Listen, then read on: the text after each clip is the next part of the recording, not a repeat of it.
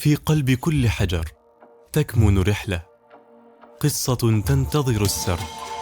كل وجه انعكاس للمسارات التي نسلكها والأحداث التي نرصدها.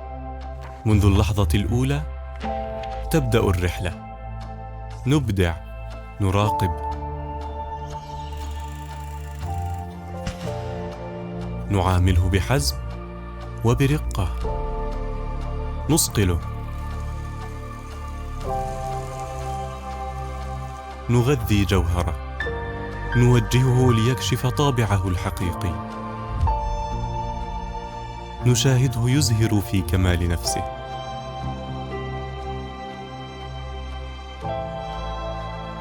في كل تحدي، كل انتصار واختبار،